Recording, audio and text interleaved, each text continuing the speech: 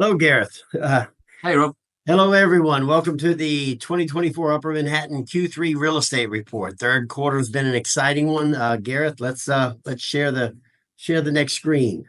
All right, so welcome to the year report for Q3 2024. We're going to do this in two segments. We're going to do the Townhouse report, and then separately we'll do a condominium report, knowing that many of you out there buying either are doing townhouses or condominiums. So we'll have two separate reports here.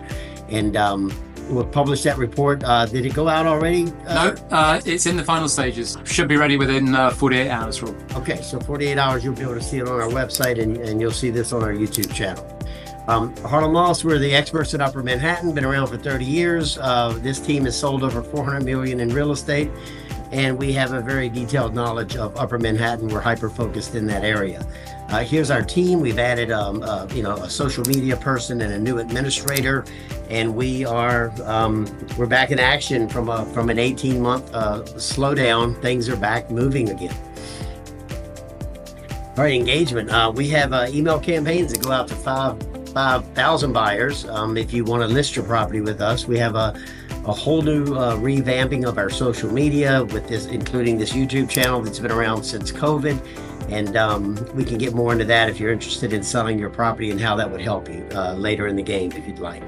Okay, so as Rob mentioned, we have two reports for you today. The first is Townhouse markets analysis, and the second part is the condominium market. So let's jump straight into the townhouse market analysis. Just so you know, we say this at the beginning of every video. We work in the 12 zip codes of Upper Manhattan, extending from the north tip of Manhattan south to East 96th Street, Central Park North, and West 110th Street. We exclude non-representative areas shown in yellow on this chart. Okay, important to note that not all townhouses are the same. We've got the residential 1 and 2 family, the rental investment 3+ family that people buy with their calculator rather than their heart. And we've got the single room occupancy boarding houses, which are really renovation investment properties. Okay, so let's jump straight to quarter 4 to quarter 3, 2022 to 23.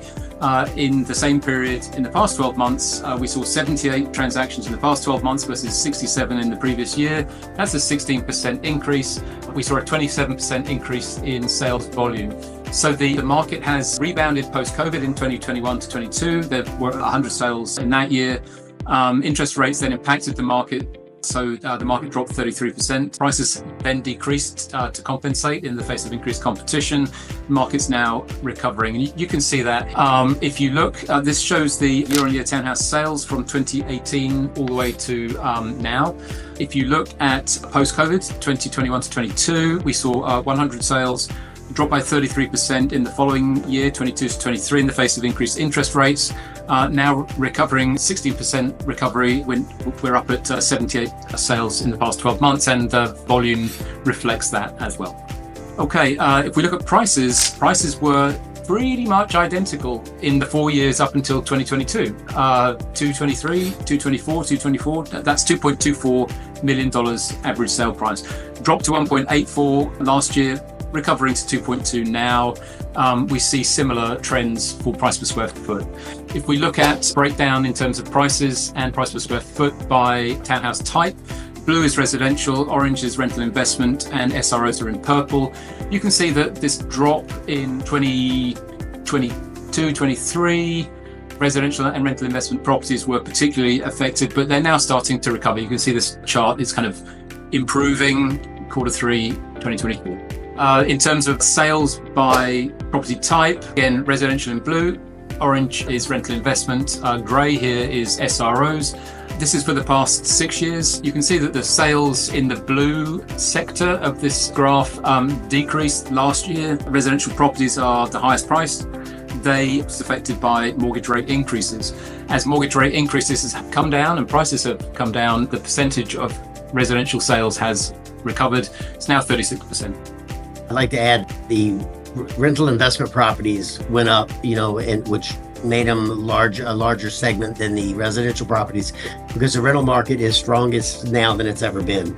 It has been during the interest rate increase has actually made the rental market hotter. As the townhouse market was impacted by by interest rates in terms of sales. People that were going to buy have decided to rent, and the rental market is booming. Slides we've just shown you, they showed sales, so that's what has gone before. We're now going to look at what the market is doing currently and where it's going to go, which is what we're all looking for. Okay, in 2022, sellers flooded the market as rates increased. There'd been a boom year the previous year. Inventory increased just as rates increased. There was stagnation, increased competition, and the market went quiet. In response, sellers discounted in 2023 by an average of 15 to 20%. That and the recent rate decreases have fueled a recovery. We're now seeing more listings going into contract and more sales. Okay, here you can see townhouse inventory from 2020 to the present day. We're currently at 101. Rate reductions have caused an unseasonal upswing in inventory. It usually drops this time of year, but the 0.75% interest rate reductions in the past month and a half have led to increased market activity.